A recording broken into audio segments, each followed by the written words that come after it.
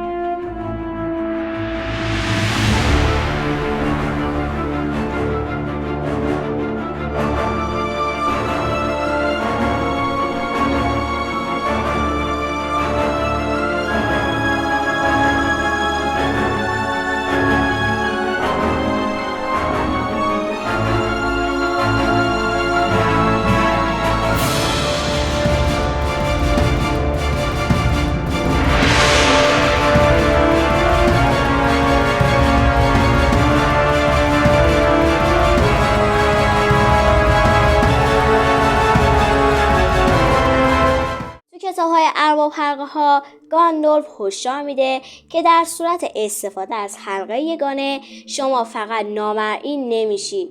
حتی به فرودو گفت وقتی که حلقه را بر انگشت داشتی در بیشترین خطر بودی، چرا که نیمی از تو در جهان اشباح گم شده بود.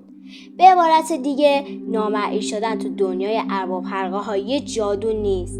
در دست داشتن حلقه شخصیت ها رو از دید پنهان نمیکنه، بلکه اونا رو وارد بعد متفاوتی از واقعیت میکنه که یه مزیت حساب نمیشه، چون اونا رو آسیب پذیر میکنه. در حقیقت فرودو با استفاده از حلقه یگانه وارد بعد دیگه ای میشد و برای موجودات و اشخاصی که تو همون بعد هستن قابل مشاهده بود، مثل نازگل‌ها که یه جورایی نامرئی شدن. همون ورود به دنیای اشباح هستش. نکته جالب توجه دیگه اینه که قدرت نامرئی شدن با حلقه یگانه فقط به پنهان شدن فیزیکی از چشمان میراها ختم نمیشه و به نحوه نمایش قدرت حمل کننده اون برای دیگران هم ارتباط داره. فرودو در چشمان افراد عادی نامرئی میشد، چون که حسه وجودی اون همچنان در دنیای فیزیکی قرار داره و حلقه هم به بیرحمانه ترین شکل ممکن این شکنندگی رو آشکار میکنه. فرودو حتی پس از استفاده از حلقه همچنان یه هابیت معمولی با جسم و احساسات فیزیکی هستش. اون زمانی که حلقه رو دستش میکنه بخشی از این ارتباط با دنیای فیزیکی دچار شکست میشه. در چنین حالتی اون بیشتری آسیب پذیری رو نسبت به تاثیرات خارجی داره. با تمام این اوصاف ساورون کاملا تو بعد متفاوتی قرار داره و اصلا با موجودی مثل فرودو قابل قیاس نیست. اون یه موجود نامیرا و مایاست، یه وجود معنوی که تو حالت عادی خودش در دنیای نادیدنی به سر میبره. ساورون نیازی به انتقال به دنیای اشباح نداره، چرا که از قبل خودش اونجا حضور داره. به همین خاطر ساورون در زمان استفاده از حلقه نامرئی نمیشه، چون بر فضای موجود بین دنیاهای مختلف تسلط کامل رو داره. ارباب تاریکی برخلاف شخصیت‌های میرای داستان روی ماده فیزیکی تکیه نداره و نیازی به نامرئی شدن برای استفاده از قدرتش احساس نمی‌کنه. تأثیرات ساورون بر جهان ارباب حلقه ها به واسطه اراده و نیتش شکل میگیره، نه از طریق حضور و قدرت فیزیکی. حلقه یگانه هم این شاخصه وجودی ساورون رو تغییر نمیده، چون که نامرئی شدن به عنوان یک قدرت خاص چیزی که به درد میراها میخوره و نه موجوداتی که از قدرت الهی و فرا انسانی بهره میبرن. ساورون سایه‌ای بدون شکل هستش و در عین حال میتونه روی دنیای فیزیکی تأثیرات قابل توجهی بذاره. پس اگه بخوایم خیلی ساده و خلاصه وار صحبت کنیم، حلقه یگانه آینه‌ای برای کسیه که اونو در اختیار داره و محدودیت‌های اونو بیشتر از هر چیزی بازتاب میده. شاید نامرئی شدن برای هابیتا شگفت‌انگیز باشه، اما ساورون اصلا به این چیزای سطحی و ساده نیاز نداره. و همین نشون میده تالکین به دنبال خلق یه ترفند جادوی جالب توجه نبوده و یه شکل روایت فوق‌العاده خلق کرده که با آسیب پذیری و قدرت‌های فراانسانی اشاره داره.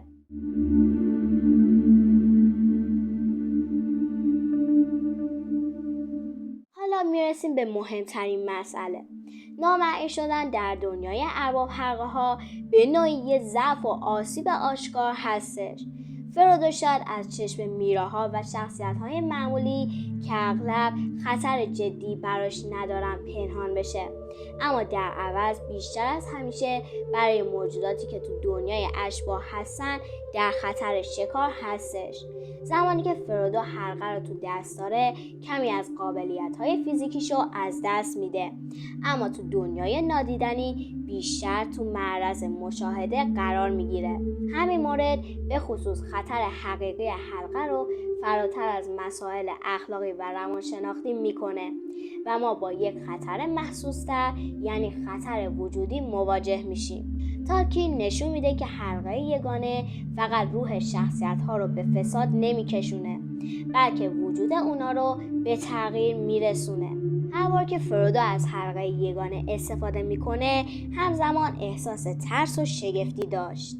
قدرت نامرئی شدن یه خطر مهم رو بهش گوشزد میکرد، اینکه حلقه به هیچ وجه امنیت صاحبش رو تضمین نخواهد کرد.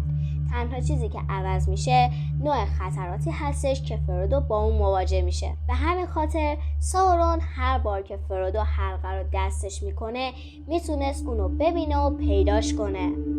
گاندالف هم به خاطر همین خطر بود که حلقه رو تو فیلم اول پس زد، چون که میدونست مشکل اصلی از خود بی خود شدن نیست، بلکه استفاده از حلقه به معنای از دست دادن کامل خود هستش.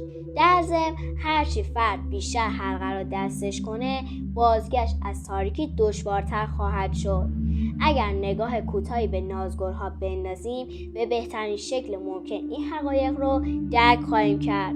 این افراد کاملا به حقایق قدرت خودشون وابسته شدن و از اونجایی که ساورون اونا رو ساخته بود تحت سلطه اون در اومدن و کنترل زندگی و اختیار خودشون رو از دست دادن.